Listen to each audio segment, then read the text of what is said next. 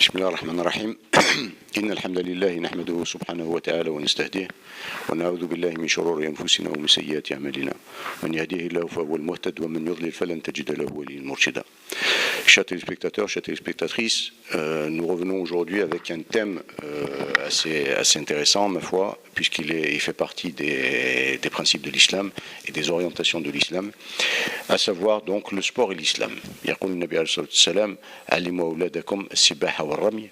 Donc c'est une incitation de l'islam directement à apprendre à nos enfants et donc aux adultes, pourquoi pas, tout ce qui relève de l'activité sportive. Saine bien entendu, et l'activité sportive qui revient avec un bénéfice, un retour sur investissement, comme dirait le financier, par rapport au corps humain, par rapport à la spiritualité humaine et par rapport à tout ce qui a rendement psychique également. Parmi l'un des sports qui s'inscrit dans cette logique-là, nous avons tout ce qui est un peu art asiatique, arts martiaux, etc. Mais pas seulement cela.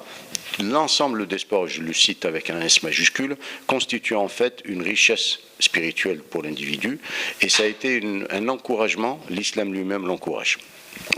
À ce titre, nous avons invité notre cher ami M. Abdeltif, qui est présent avec nous ici, et qui se trouve lui-même très impliqué dans ce domaine de sport, qui va nous donner un peu son point de vue, et avec qui nous allons un peu débattre de la question concernant le sport et l'islam. Marhaba bik, Cheikh Abdeltif. Marhaba bikoum, salam alaikum wa rahmatullahi wa barakatuh. Donc, le choix du sujet est très intéressant.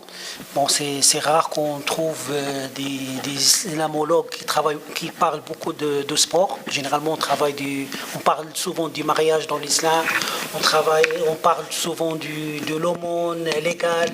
Là, c'est un sujet qui est au cœur de notre religion, qui est le sport. Bon, à partir de l'idée que l'islam il nous confie notre corps, notre âme, c'est une confiance et qu'on doit vraiment gérer à bien ce que Dieu nous a confié. Par exemple, au niveau de notre âme, l'âme, il appartient à Dieu.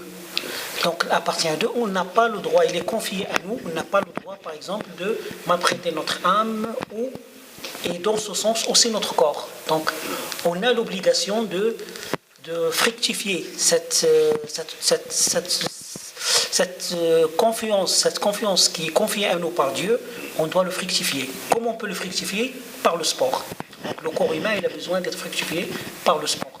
Donc, tout en respectant notre corps, tout en améliorant la performance de notre corps, tout en respectant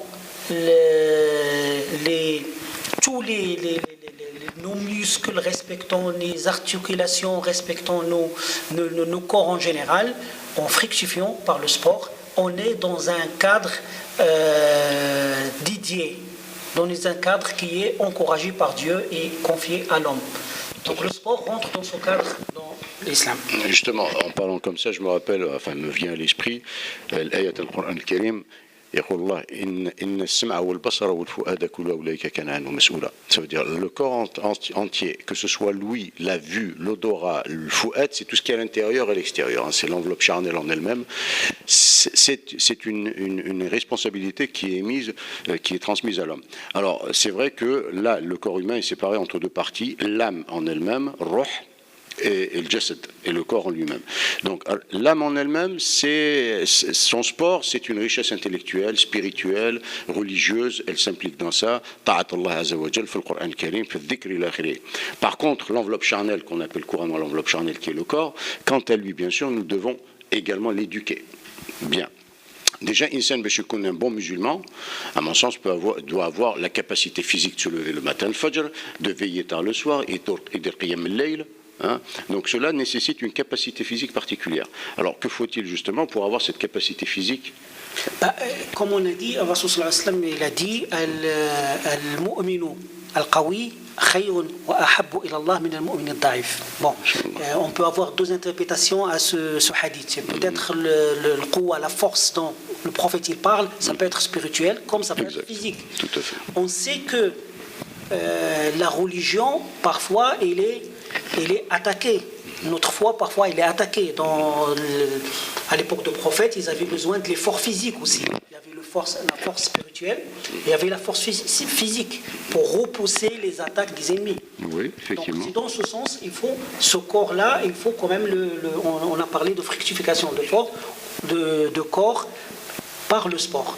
Donc le sport en général, ça rentre dans le cadre, si on rentre ici dans un esprit plus moderne, c'est un facteur de santé publique. Donc si on rentre en France, on parle par exemple dans le ministère de Sport, le sport c'est un facteur de santé publique. Ça veut dire que pour avoir la santé, il faut pratiquer le sport. Déjà personnellement, sans parler de le côté spirituel qui est aussi intéressant, mais pour nous-mêmes, il faut qu'on pratique n'importe quel sport pour la santé. Tout à fait. Quand on revient déjà à l'islam lui-même et l'histoire, tu as Sahaba, justement, tu m'as cité l'exemple, quand il s'agit d'aller en guerre, entre guillemets, ou même pas seulement en guerre armée, mais pour aller affronter effectivement les aléas de la vie quotidienne. Sahaba, quand il les citait en exemple, je citerai l'exemple d'Ibn al-Walid, qui était le chef des armées d'un Nabi sallam. Le Nabi sallam fait haq à Ibn al-Walid, radiyallahu anhu, il disait عجزت النساء أن يلدن مثل ابن الوليد.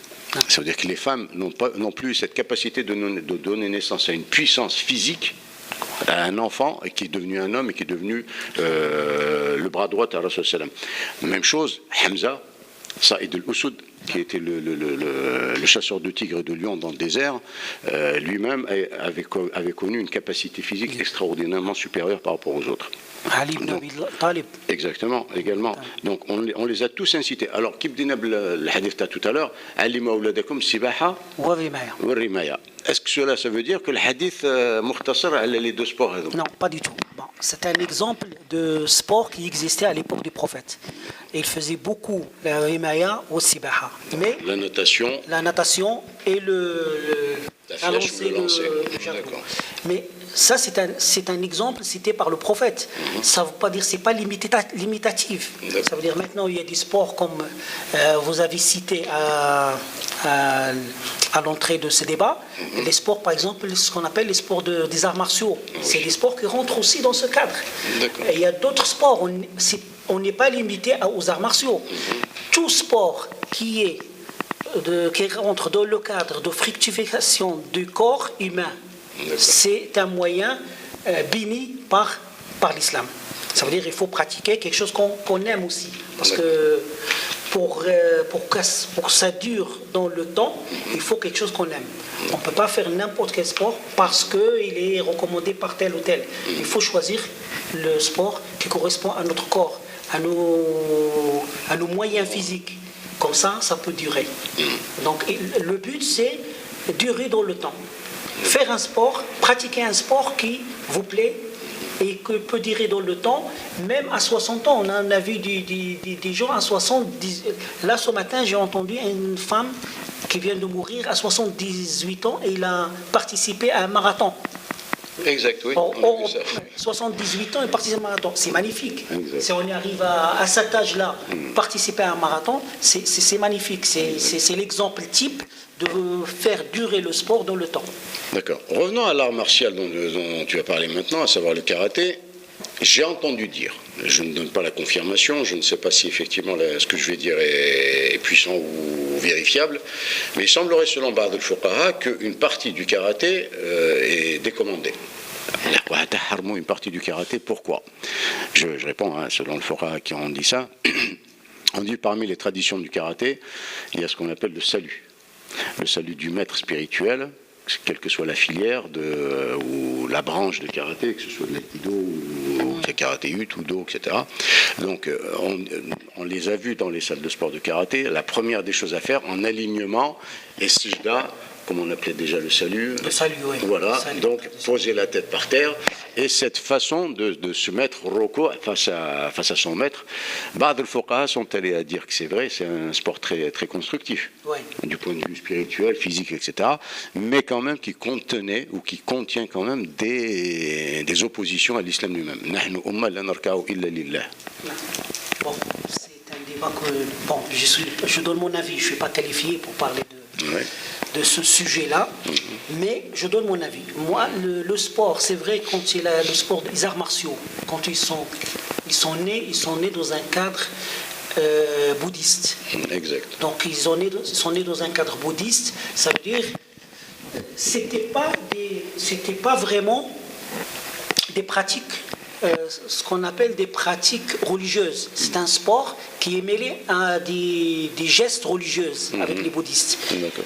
Mais chaque chose qui est transmise à des peuples différents, on est capable de l'intégrer d'une façon différente. Ça veut dire, un musulman qui pratique le karaté, si ce geste le gêne, c'est pas une partie constituante de sa pratique. Ça veut dire, on n'est pas obligé de prosterner à chaque séance. Et en plus, d'abord, c'est pas une obligation, on peut le faire en prosternant, on peut le faire debout. Ça veut dire un simple salut. Et ce salut-là, c'est un geste de respect envers les maîtres, les anciens maîtres.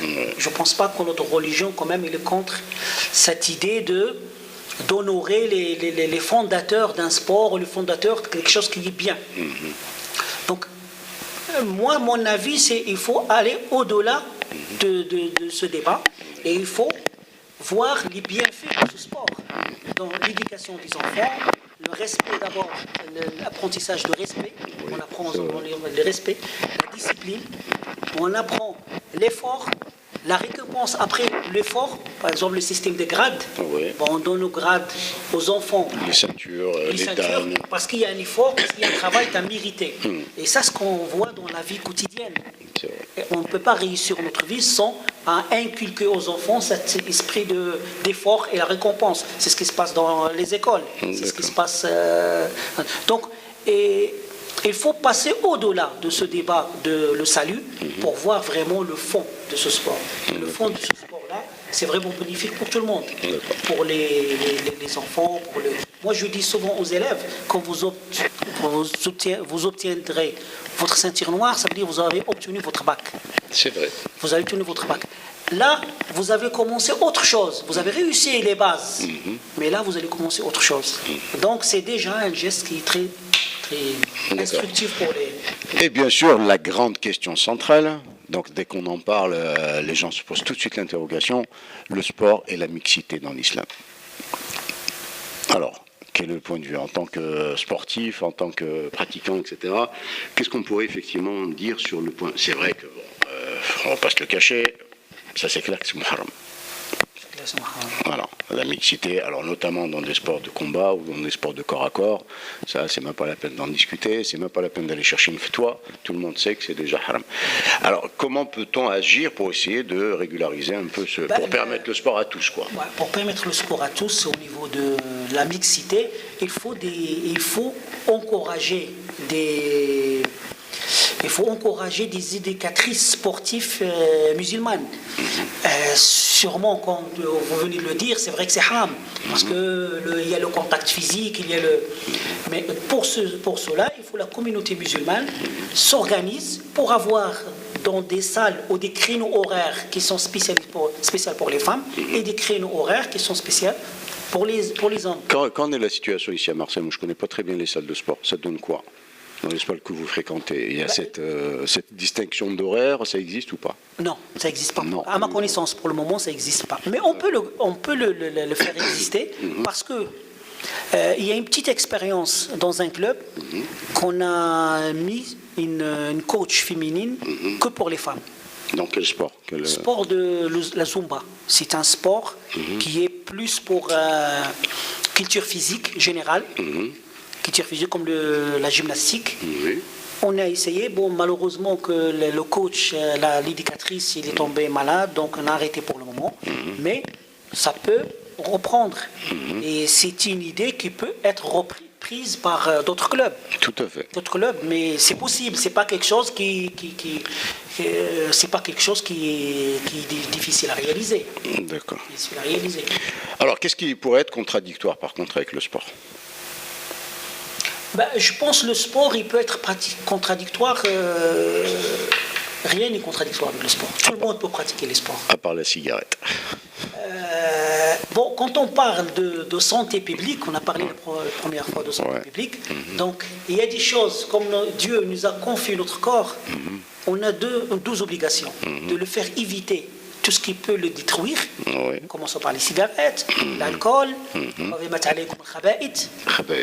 Pourquoi? Parce que ça nuit à notre corps. Tout à fait. Donc, oui, c'est vrai que c'est des contradictoires. C'est contradictoire par rapport à l'esprit que l'islam il fait pour ce qu'il nous a confié. D'accord. Le corps, il est confié à nous pour le fructifier, pas pour le détruire. La cigarette, on le détruit. L'alcool, on le détruit. Comment il s'appelle? Le mukhaddirat. Les différentes drogues. Les drogues, c'est interdit pour ça. Donc il faut l'esprit, il faut le protéger. Le corps, il faut le protéger, et l'âme, il faut la protéger. Donc c'est des contradictoires. Donc quand on parle de santé publique, on ne peut pas parler de cigarettes, ni d'alcool, ni de drogue. D'accord. Ça va de soi. Alors pour les gens qui nous écoutent là comme ça et qui nous suivent, quels sont les principaux sports pour lesquels on peut les encourager?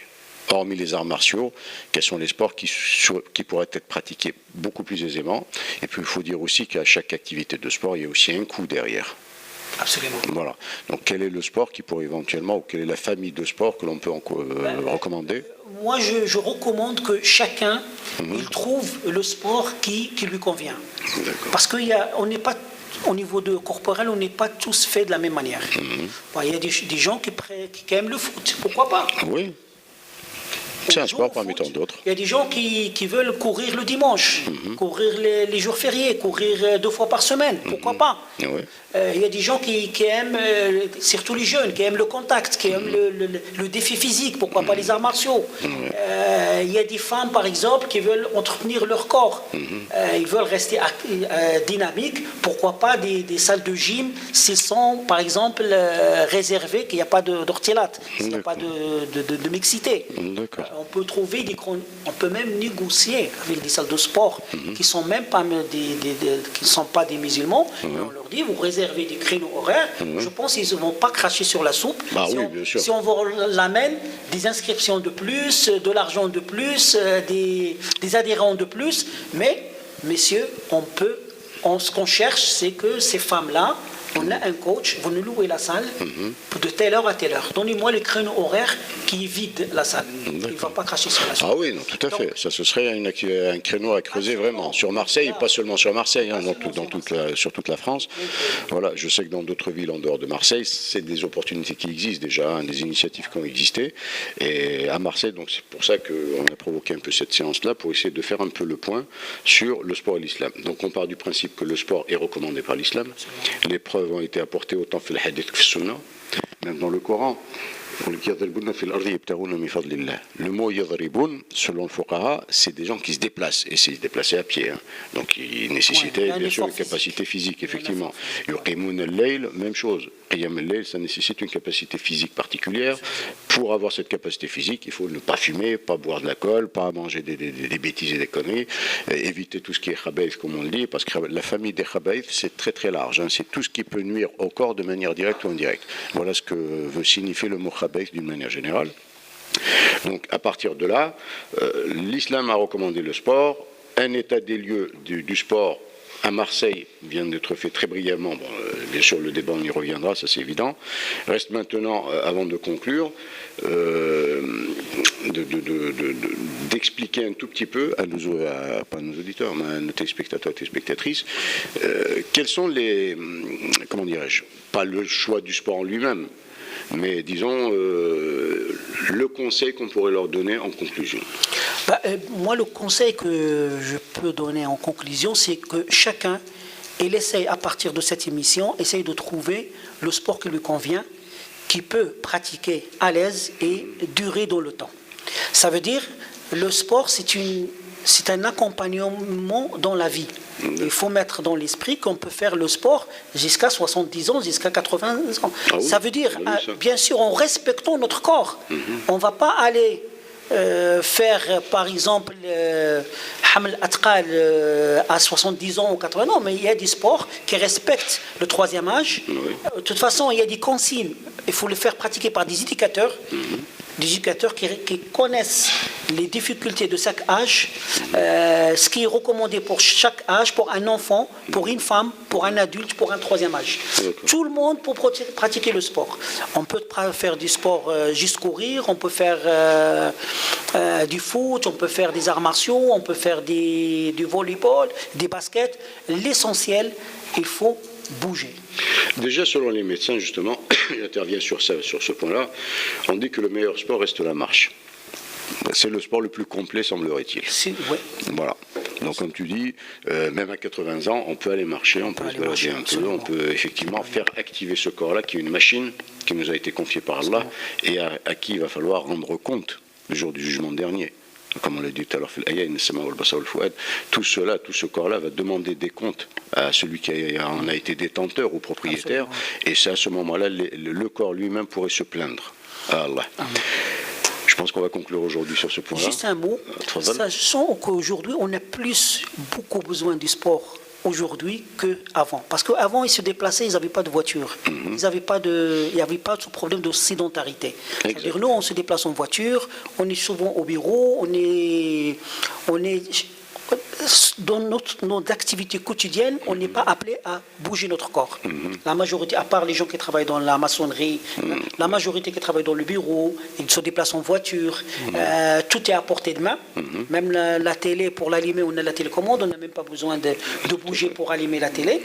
Donc on a besoin aujourd'hui du sport beaucoup plus qu'avant pour combattre la sédentarité, pour combattre les maladies de stress. Oui. C'est un facteur qui combat le stress, qui combat les maladies du siècle, la sédentarité, le manque de sommeil. Oui. Donc le manque de sommeil, on peut le combattre aussi par le stress, par le sport.